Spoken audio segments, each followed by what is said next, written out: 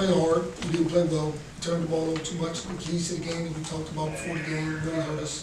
They hurt us in transition. They hurt us at the rim, and they hurt us in offensive rebounds. Conversely, we didn't make shots, which we had to do against them.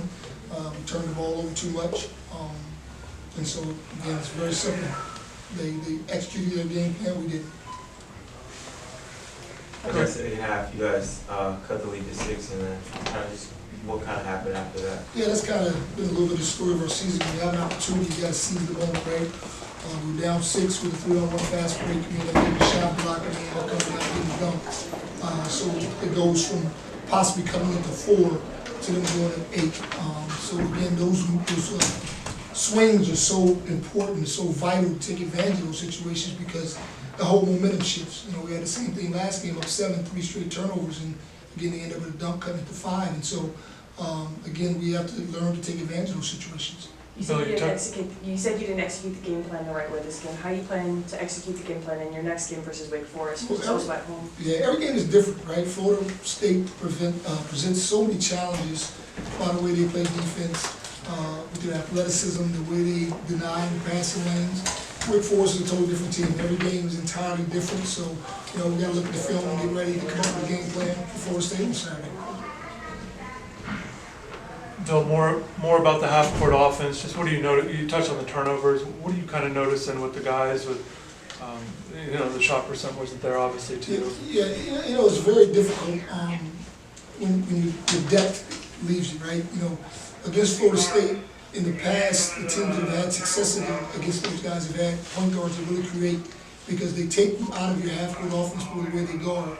And you have some concepts you got to try to execute, and we tried to do that.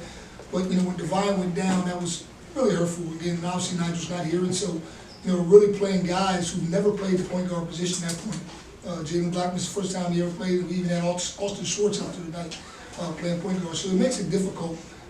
They again give them the credit because they played very hard. And we had our chances. You know, we kept playing hard, but again, they just took advantage of our mistakes. Bill, I'm sorry I missed the beginning. What happened to Divine? And then also, when you guys cut it to 6, I mean it was 56-50 with 10 minutes to go.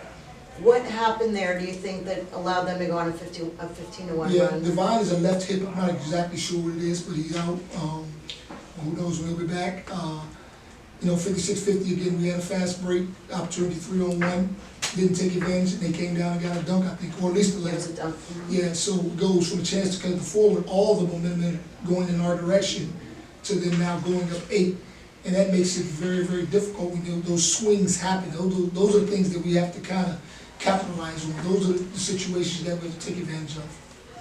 Bill, we've talked so much about defensively, about what's been going on. I know there were probably moments you were pleased with in this game. Are you confident this team can still, I know you guys have been playing man a lot, something drastic as zone, is that out of the realm, or do you feel like this team can be better with what you're doing? Well, I certainly think we got to keep working on our man-to-man defense and getting better. Zone is an option. We've worked on the zone. The problem with zone becomes rebounding. It's difficult to rebound at the zone, and that's one of our other issues. So you try to just kind of figure it out. There were times when we thought about going to zone. We didn't go to it tonight. You know, we did it up at Boston College, and of course they bang a 3 right away to kind of take the lead from 4-7. So, you know, you question every decision you make.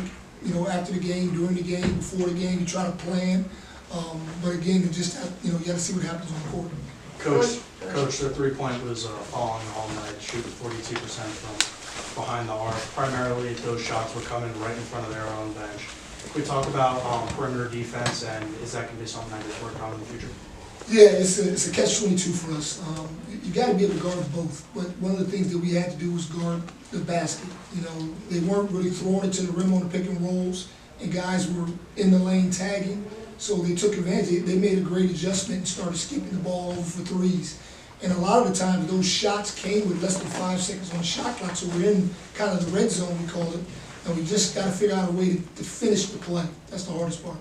I want to ask about Jalil Bethea. Can you just talk about his game? He was coming off good performance, and then, you know, it was, I think, 0 for 6 or something. Yeah, he's a freshman. I mean, you know, he's a very talented player, but he still has a lot to learn. He's getting better. You know, again, one of the things for Jalil, and he's worked on, he's gotten so much better, is controlling his emotions. think the enormity of the game might have got a little bit to him. You know, it's hard for a young guy to come in this environment and, you know, have back-to-back great games, but I think it's, you know, the other guys have to play well also, right? And so he doesn't have to feel the pressure, he has to carry the load and do too much. You know, he gets himself in trouble when he tries to do too much, and he might have been thinking, I gotta do a little bit more tonight because the other guys aren't playing so well. One more? Who else do you expect to step up offensively? Lynn Kidd and Matthew Cleveland got an early foul trouble, and the offense kind of stagnated. So who else do you want to see step up outside of somebody like Jaleel? Shoot, everyone, right? You know, I want to see Jalen Blackman make shots, Brandon Johnson make shots. I want to see all the guys do what they're capable of doing.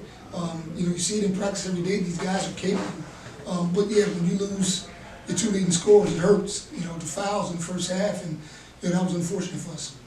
Coach, do you have a timeline on Nigel Pack's injury, or when he's set to return? I have no idea. One more, yeah.